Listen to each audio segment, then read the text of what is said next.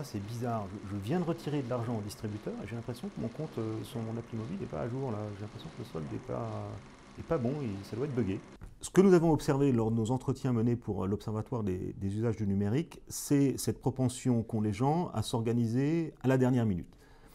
Exemple, on se donne rendez-vous avec des amis au restaurant, le lieu est à peu près défini mais sans être très précis, l'heure très approximative et on ne sait d'ailleurs pas exactement qui va venir. Et c'est pas grave parce qu'on pilote la chose à la dernière minute avec des SMS un peu sur le champ. Autre exemple, on va chez des amis mais on ne prend même pas le soin de savoir si on a exactement l'adresse, le code, on estime qu'on a avec ses petits joujoux de téléphone portable toutes les informations sous la main.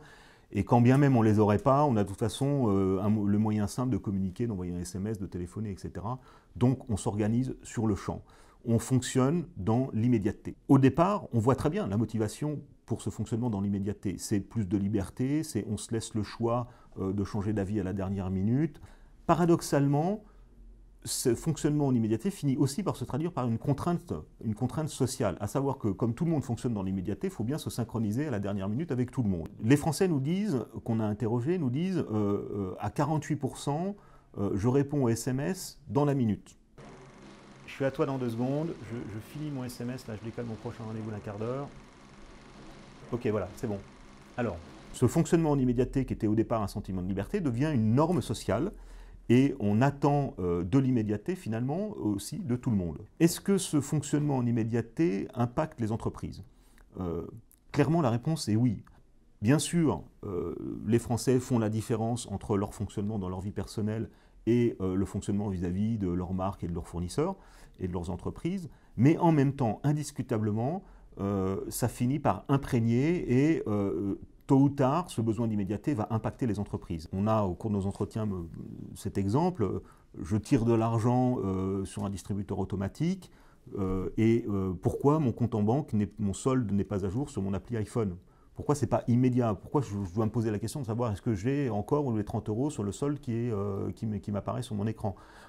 On a le sentiment que c'est un bug, en fait c'est simplement pas immédiat. Donc on observe aussi par exemple des gens qui envoient des emails pour savoir si le train qu'ils sont en train d'essayer d'attraper va partir à l'heure. Cette réactivité attendue s'ancre non pas dans un caprice mais dans un fonctionnement personnel très profond, une norme sociale qui est en train de s'ancrer très profondément.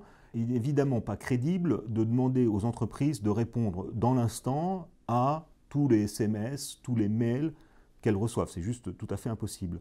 Une des pistes possibles de réponse serait d'être capable d'identifier et de séparer entre les situations quelque part normales où l'entreprise peut se laisser le temps d'apporter la réponse et les situations plus urgentes où effectivement là, une réponse pratiquement dans l'instantané ou en synchronicité forte peut être apportée au client. Mais c'est une des pistes possibles et il y en a bien d'autres pour répondre à ce nouveau besoin qui impacte à peu près tous les secteurs économiques, ce nouveau besoin d'immédiateté.